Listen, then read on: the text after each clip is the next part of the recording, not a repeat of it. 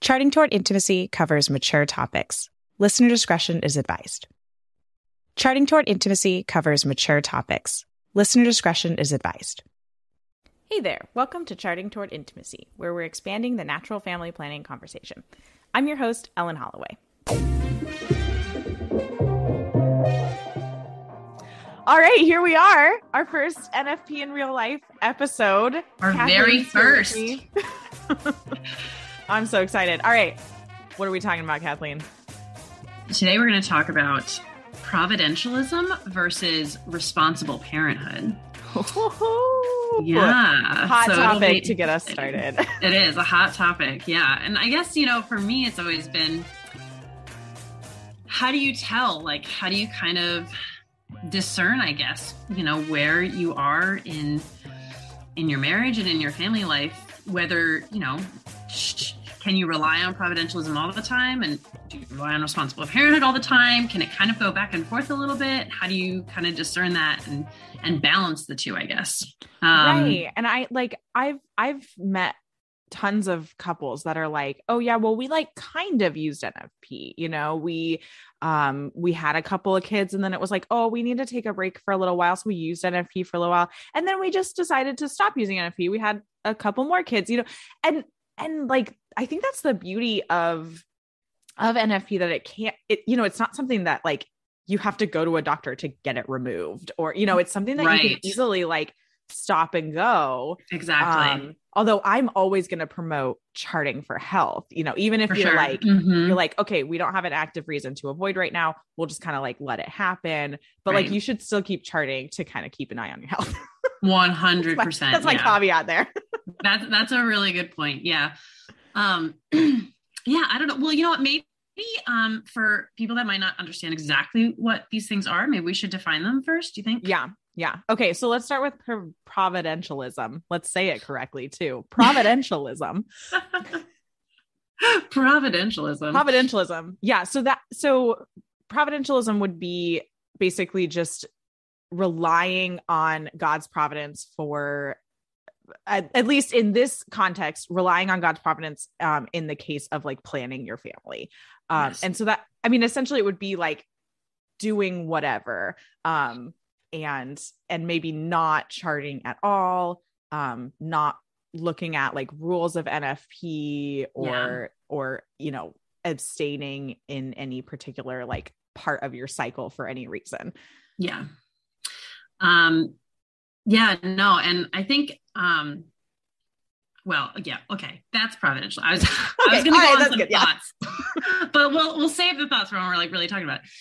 And then if we're talking about responsible parenthood, so this is actually a term that, was laid out well in Humani Vitae. Mm-hmm. Do you want to read?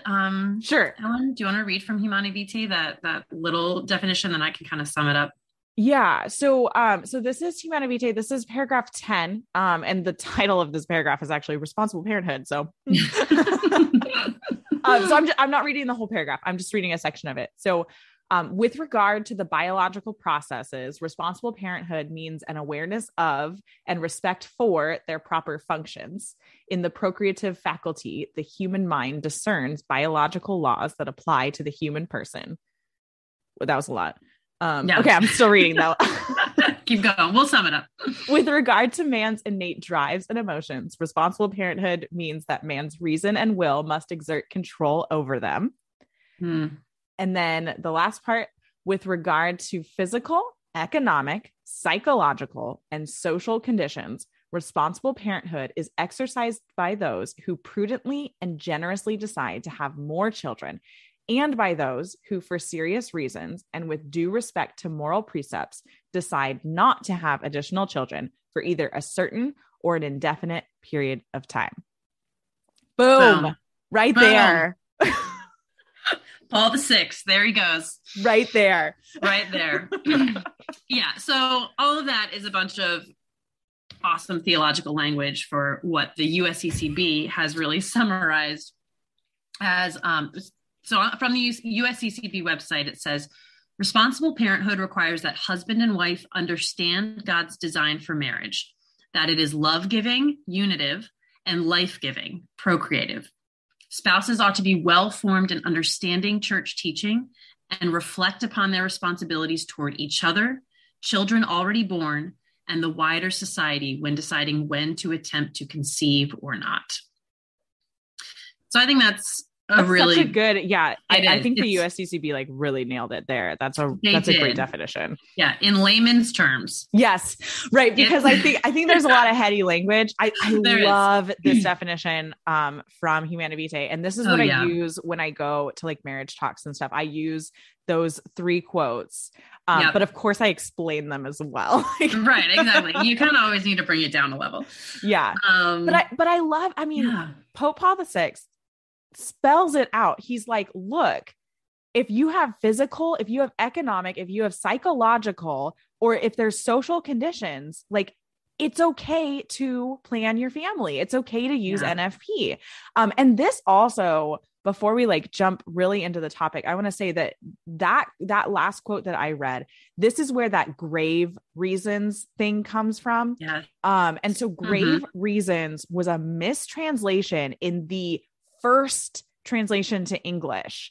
I didn't even know this. It was so it was a mistranslation when this was like first put out, and the word in Italian is grave, which is spelled exactly like grave, right? And essentially it is kind of the same word, but the thing is, in Italian, the word grave, like if you go to Google Translate, type grave in and then pick Italian, and it'll spit out serious. It won't spit out grave.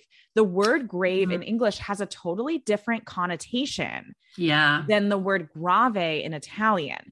And so that's where that grave reasons come from. And it's actually a mistranslation. So I just want to throw that out there, because I think a lot of times people are like, you have to have grave reasons. And it's like, actually, grave is more serious of a word than Pope Paul VI intended to put in that spot. He intended to put the word serious, and serious just means like real. You need to have a real reason for your pregnancy. And a real reason might be a physical reason, an economic reason, a psychological reason, or a social condition, because he spells it out. All right. Now we're just repeating ourselves. I think you're right. Because when we, people get all up on this high horse about grave reasons, and, I think they think like that sort of connotates to like life or death, right? Like it's right. But it doesn't have to be life or death. It could just be, like you said, your mental state is really important.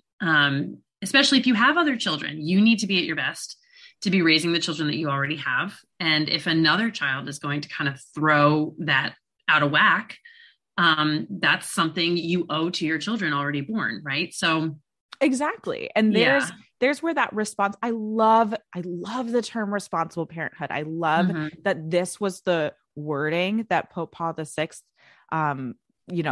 came upon, because like responsibility it's just such a good word. I don't even know how to explain why I like it so much, but I agree with you. We're called as parents to be responsible for the children we already have. And if we're struggling to make ends meet, and maybe that's the only thing that's going on, right? Maybe we have 3 kids, but we're really struggling to make ends meet. But like, I'm healthy, I'm happy, all that kind of stuff, but I'm worried about having another kid because of this aspect. That's fine, because you need to be able to support your current family. You are responsible for them. Your job as a Catholic husband and wife is not just to be a baby making machine. Right. You as a unit you're trying to get like everybody to heaven. Like that's your end goal. Exactly. And I think, that needs to be the focus of everything we do in parenthood. Right. Including and in our marriage. I mean, that's the number one thing that you always need to keep the focus on, is what is going to be the best for my family, for my spouse, to basically lead us all to heaven. Right. And, so I will say that I was making notes on all of this and just kind of thinking about it all. And I was thinking about providentialism and like, listen, my husband would love to be a providentialist. I think sometimes like he would just love to throw the rules of NFP out the window. All right. Honestly, I love to throw the chart out sometimes. Like I know. also, yeah. Like, I feel like I know what your husband means. Like, I would love to be a providentialist in that, like, I would love to just like not have to worry about it and be like, yeah, you know what? Like, it's going to be fine. But like, I don't know. We are such fallen humans that like we do. Yeah. We have that need for planning our families. Yeah. Yeah. Well, I was even saying like, I've been charting for a little, like over 9 years now, right? Between 9 and 10 years. And it's like, I know my body so well at this point that it's like, I don't even have to physically chart anymore. And I can know where I am in regards to my fertility, right? Like I can know when I'm taking a risk. So it's like at a point where it's like, I can't even really be a true providentialist anymore because I can't extract that information just from my brain and just throw it out the window. Right. It's like, I just know, and again, that came with like years of practice, but it's like, yeah, I know every single time we take a risk, like, it's like, I know it. So it's like, I can't really just say like, I mean, you do, but you can still be a providentialist during those times where you're just like, you know what, Lord, this is what my marriage needs right now. And I'm just going to put this in your hands.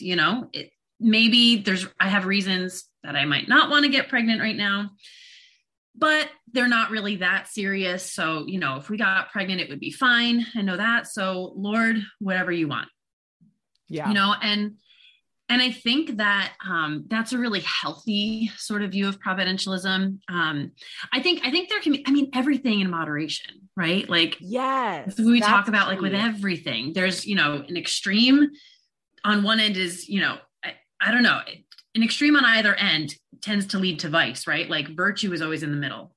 Mm-hmm. So if we really kind of think about that, I think sometimes, and maybe there are families that just have, buckets of money, that they could have 25 children and finances would never be an issue. Right. And somehow the woman's body is able to handle that. Let's just throw that somehow she's able to handle that. Her mental health is just like on point, like they've got a huge village of support. Exactly. Family support. Like, and listen, she's got just everything super organized. Nothing gets out of whack. Like, listen, if that person exists, by all means, just live your life relying on providentialism. Like, I think that's great. That's fine. But I think that when we really sit down to kind of determine like, well, what am I called to in my marriage, right? And in my family life, what I keep coming back to is that it doesn't have to always be providentialism, and it doesn't always have to be, 100% responsible parenthood, although responsible parenthood is usually a smart thing, right? Yeah. But I think that there are times where we might have to be called to lean more to one than the other.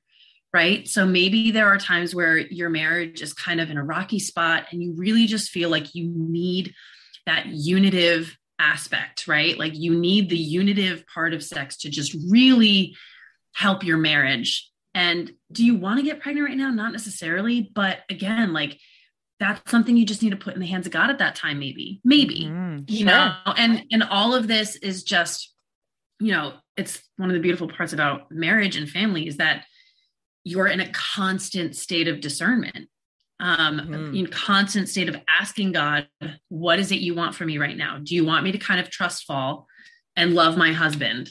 Do you want me to just kind of practice a little more, virtue right now, to build virtue through abstinence right now, and give my children more of me, right? Like the children that I already have. It's like, I don't know. It just feels like it's always this back and forth between the two that God probably wants for most people, I would imagine. I think that you really nailed it on the head right there with those two questions. Like, is God calling me to really trust him right now?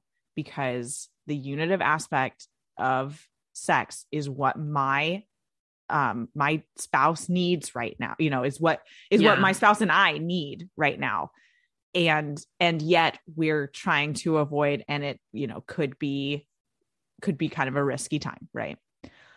Right. Yeah. Or then and then the other question, or is God calling us to grow in virtue through abstinence at this time right now? And I think that is the question. And that is what you need to take to prayer during those times when abstinence is really hard and you're trying to avoid, is take that question and see what God is telling you through that question, and pray it together. This is not just a one-sided thing.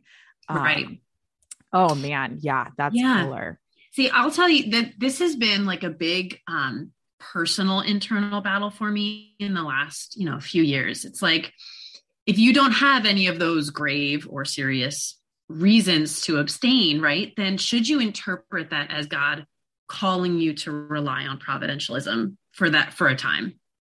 And, it's something I've just battled with a lot.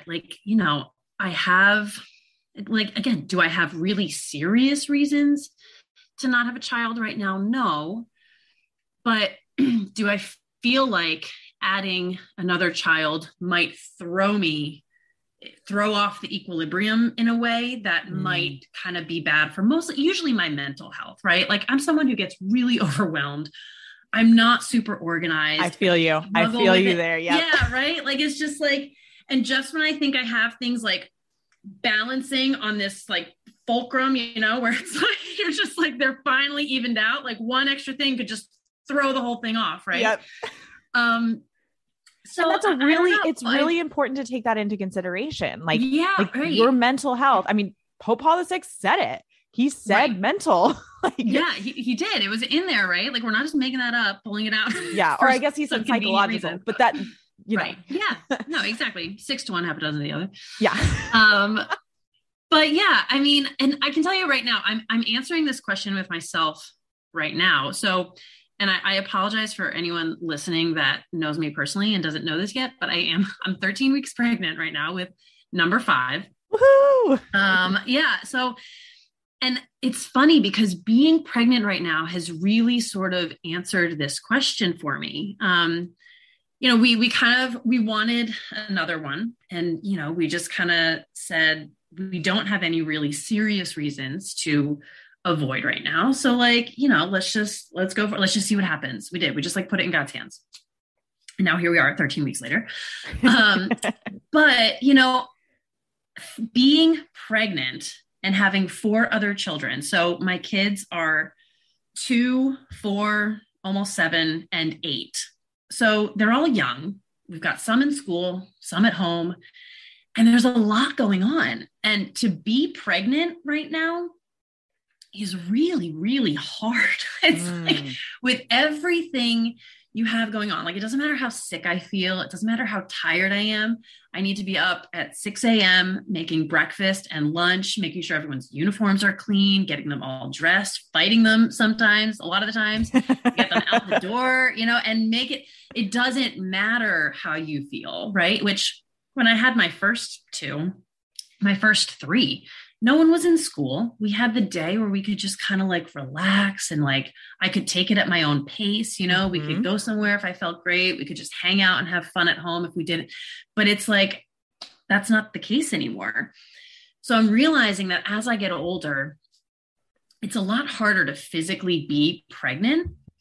And my oldest 2 are kind of transitioning, or have transitioned really, from this baby toddler stage to real kids with real issues and, in need of this totally different type of engagement and connection now. I could raise at this point babies and toddlers with my eyes closed, right? I could connect with them. I could play with them. I could do whatever. Let's just get them to age 4 and then pass them off to somebody else. Exactly. And now it's 7 and 8, man. That's a whole new ball game that I have not tackled yet. Right. I don't know. I have to learn how to engage with them at this different stage. And still having these young kids, being exhausted because I'm pregnant, and then having to learn how to parent this whole new age. It's you're in a lot of places, you're being pulled in a lot of places. And so while I'm super excited for this new baby, we're all very excited. My kids are like over the moon. I'm just realizing that, you know what? I said to my husband, I said, I feel like we may need to start wrapping this up. Like we need to just like maybe this is our last one, maybe. And he's like, yeah, I think I'm kind of feeling the same way. Like maybe it is. And that's okay. But you said it before, Ellen, too, that you don't have to like make a snip or a surgery and like have this irreversible thing. And I think that's a really key part of being like open to life, really. And something that allows us to kind of constantly discern between these periods of providentialism and responsible parenthood and all this kind of stuff is that I could say that right now, right? Like, hey, number 5 is probably it for us. And like, that's okay. That's going to be okay. But number 5 could get to be 5 years old. And all of a sudden we're just like, well, you know what? Maybe we have one more go round. I don't know. Just like do it one more time. Like, yeah. It's like, wow, things are really stable right now. It's like, we haven't made any decision that has really like put that like, and that's the beautiful thing. Nothing ever has to be permanent until you go through menopause. Right. Right. Like, no, then that's God telling you that you're done. Like, right. It's not you. Exactly. God's like, you did good, kid. Good job. We're done now. You ran the race, right? Yeah, exactly. But it's like, but it's funny because it's an awesome thing and it's a beautiful thing. And it's sort of like a relief that like, we don't have to make these permanent decisions, but as you're in it, it can also feel really hard. The constant need to discern back and forth and, to just not know really like where it's going to end or, that can be exhausting as you're in it and as you're practicing it. But I don't know. It's been a lot of thoughts for me personally on this topic the last couple months. And like, before I got pregnant, it was just a lot of this happening in between. Like, well, what do I do? Do I feel like I want to be, I don't really want to be pregnant right now, but it's like, but like, I would love to have another like child in our family. I would love to have another baby, so, it's just this, like, what are you calling me to right now, Lord? Right. Well, and I think there's like almost a little bit more definition that we should do because we've sort of been pinning providentialism and responsible parenthood, like on opposite sides of the spectrum. And I don't think, that's quite right. Like responsible parenthood as, if we go back to what Pope Paul VI said in Humanae Vitae, like responsible parenthood is practiced by those who avoid a pregnancy or by those who choose to have a pregnancy. Right. And so responsible parenthood for you in a season might mean, okay, now is the time to have a child because we are called to bring children into the world and raise them in the faith and be life-giving. And of course for those of you who are listening, who are, have experienced infertility issues, I know that's a completely other topic that we're not really touching on for this episode. We're kind of talking more, people who are more on the hyper fertile side. No, just kidding. That seems to be my case anyway. I know. Yeah. Well, and there's like much contention about like that term too. They're like, there's no such thing as hyper fertile. And it's like, I know. But if you're someone who like every single time has been like, this is a risky time and then gotten pregnant. That seems a little hyper fertile. Right? Like, it is. Yeah, I do. It's like you have friends who are just like, oh yeah, like right around peak day and not pregnant. It's like, I can't even. How did that happen to you? What? Yeah, I know. How does like that happen? That is not what I have experienced. I have not experienced trying for a couple of months. So I can't speak to that experience at all. Which is why I like to have people on the podcast who can speak to those kinds of experiences. For sure. Because I think you and I are sort of in that same boat of like, it's like, as soon as we say, oh yeah, a kid would be fine. It's like, boom, pregnant. That's exactly what I said. I said that to a group of friends recently. We were out and I was like, as soon as I start thinking like maybe we should have another child, like I'm usually already pregnant. It's like, like all I have to do is speak it into existence. It's like unbelievable. And again, like that isn't like, I don't, if anyone is listening that struggles with infertility, like I apologize if that sounds sort of like aloof and naive or whatever, because, you know, that is a real struggle. But, you know, it is like one of those things where the hyper fertile sort of like that my husband and I have realized like it takes like nothing for us to get pregnant. That's also played a lot into the biggest hardships of our marriage, you know, because it's like, it's not just this like great, like, oh yeah, you can have whatever babies you want, whenever you want. It's led to a lot of, well, I really can't get pregnant right now. Like I am not in a good place to get pregnant right now. Right. And so that means we need to avoid a little bit more. Like we need to like be really conservative and then you don't have as many available days and then that can build resentment. And, you know, it's like everybody has their cross regardless of where it is. But, and that's a little bit of an aside, but yeah, I don't know. We're fallen, aren't we?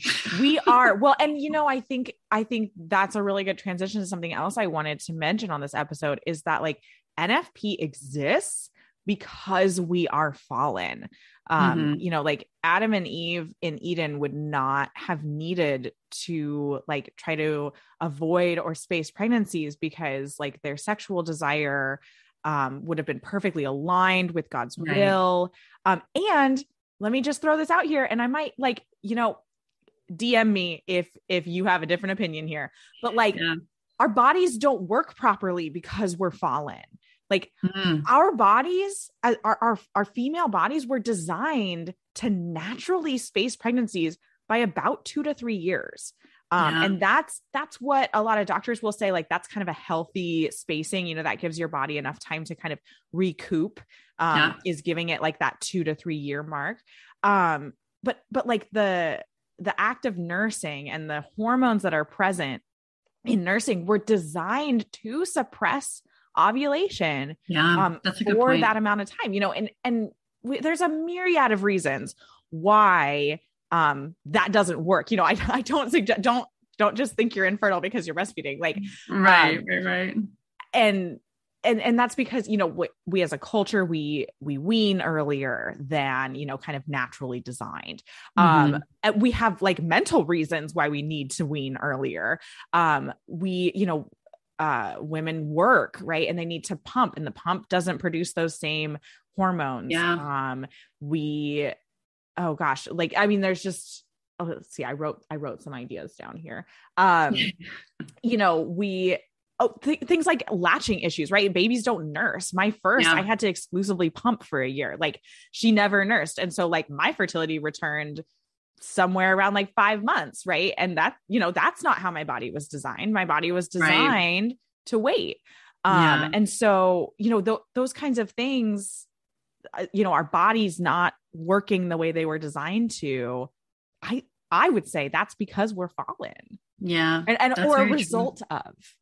No, that makes a lot of sense. What a world, man. But so we have NFP. God has lovingly gifted us this tool because he sees, okay, y'all are in a fallen world. And you have reasons that you need to avoid. And it's okay that you have those reasons. And so here's this tool of NFP, of fertility awareness, to be able to take a look at your fertility and, you know, and stay aligned with my will for marital intimacy. I still want marital intimacy to be unitive and procreative. But like, let me throw something out here, right? So God wanted marital intimacy to be unitive and procreative. So a couple weeks ago, Immaculate Conception happened, and I put something on the Instagram page about the Immaculate Conception and how our church is celebrating 2 people having sex. That's right. I saw this. Yes. Yeah. And I had some fabulous conversations with people on this. I just, oh my gosh, it was so great. But one of the things that came out of that was, okay, so who had better sex, Anne and Joachim when they were immaculately conceiving Mary, or Right. Adam and Eve before the fall. Yo, I don't know. There were lots of ideas. Maybe they equally had as good of sex. Maybe it was Adam and Eve. I don't know. Right. We'll never know this side of heaven. You'll never, it's like, which came first, the chicken or the egg? Who knows? Exactly. You know? Exactly. But let me throw something else out here. Adam and Eve didn't conceive until after the fall. So that means, well, I don't know. What I'm interpreting from that is that God doesn't need every sexual act to produce a baby.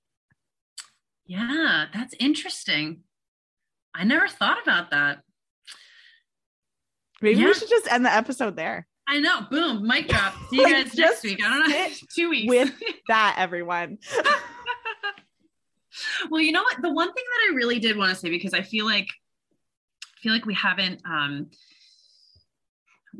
a totally fair job of talking about providentialism in a nicer light. And, I think that in most marriages and in most situations, providentialism should sort of be something used, not 100% of the time, right? In moderation, as we said, go through periods of providentialism and whatever. But for those couples that do rely solely on providentialism, I can say that can really be an incredible witness to the power of God in our lives. I don't think God's ever going to say, well, that was silly of you to just, that was so silly of you to just trust me. Yeah. Even though you had just $200 in the bank and 7 children already, that was really silly of you to just, go ahead and rely on me. God would obviously not do that. And I mean, I can say, especially when we were, wow, sorry about that. Especially when we were first married and, had no money and, ended up having these 2 babies. I mean, my first 2 are 18 months apart, so it was they were very close and we didn't have a lot. We also didn't know what we were doing in regards to NFP yet, but we were trying NFP, just wasn't working for us. But I could see so clearly in those times how God showed up for us, and I mean, he showed up in so many ways throughout our marriage, and it almost always aligns with around the time we're going to have another baby. So, it can be really, really powerful. I literally remember being on the way home from a hospital. And this is this was humbling. I remember being on the way home from a hospital with a baby. I don't remember which one. And stopping at the grocery store for something on the way and going to the checkout, and my card was declined. And I remember feeling this sense of panic, oh my gosh, first of all, why is my card declining? What does that mean? We have a baby in the car, and this really, but then I remember right after that, in the next couple weeks, God just lavished us. It was just money came from somewhere, I forget, that was totally random. This was years and years ago now. But money just came from some random place. People were bringing us meals. It was just and God does when you really lean into him, I mean, and in these really intense ways, right? All the saints, we can look at providentialists and be y'all are crazy, right? But the greatest saints were seen as crazy, and some of them were actually crazy, right? That's very fair. I mean, I have similar stories too. With my first, I had just quit my job. I had no prospect of a job. We could not live on just my husband's salary, and we felt called to have a kid. And we're okay, yeah. And then after I found out I was pregnant, he got a raise and I got a job. Right? That's what I'm saying. It's just and that happened with number 2 as well. Because then it was okay, I'm not going to be able to work once we have 2 because childcare costs versus what I'm making, blah, blah, blah. Yeah. And so it was okay, well, we're really feeling called to have another kid right now. I got pregnant and then he got a raise and a bonus. And it was what, Yes. Isn't that, I remember after I had my second, I sort of like quit my job very, very spontaneously. Like neither my husband nor I were planning on me going into work that day and quitting my job. It was like, I tell him today, I was like, it was all the Holy Spirit and you're just lucky that I listened to him. Okay. Cause, and he jokes, we were working for the same place for a church. And I was bringing 2 kids in with me like a lot of the time. And I don't know, I just got overwhelmed and I just realized like, this is not what I want for my children. This is not what I want for me. And this is not like, it doesn't make sense for the church, right? Like as they're functioning, right? Like, yeah. So I quit my job and then I called my husband and I was like, we couldn't live on just his salary. And I was just like, I think I just quit my job. And he was like, it's like, what are you talking about this? And I was like, yeah. But then what happened? It was like this massive, massive trust fall into the arms of the Lord. And then, he gets offered a different position within the same parish that came with like almost double his salary. Oh my gosh. Right.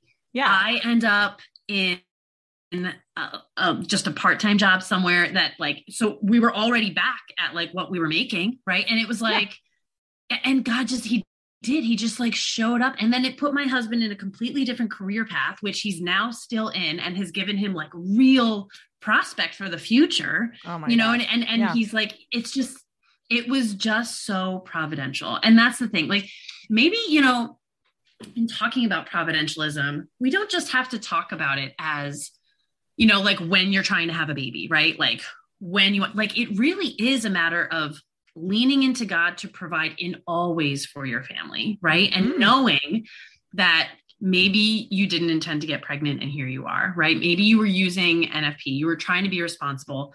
Something went wrong somewhere, which happens, right? And now here you are, right? Like that's a time to really lean into providentialism, right? Like just, Lord God, I'm here and I don't know why, and I don't really want to be, but I know that you're going to take care of us.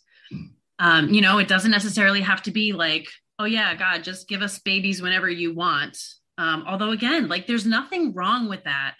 Right. Necessarily, because God will show up. He will always show up, especially when you're just looking, when you are receiving children as a gift. I mean, he's going to make sure you're taken care of. But even if you didn't intend to receive a gift at that point, like lean into providentialism, become a providentialist, and just, Lord God, show up for us. Like, I know you have us in your hands. You love our family. Yes. You want what's best for us.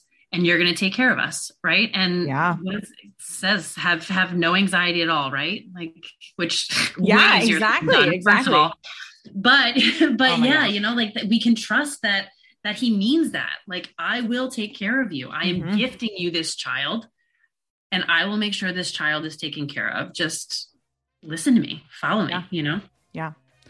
Oh man, I think that's just such a great place to just wrap up this episode. Yeah. All right. Well, there we go. First episode in the bag. First one. Woo! That was exciting. All right. Be sure to follow Charting Toward Intimacy on Instagram. Feel free to reach out to me. I mean, I'm the one who handles the Instagram, but if you want to like reach out to Kathleen, like DM me and I'll get it to her. Or send us an email that's in the show notes. And until next time. Awesome. See you guys.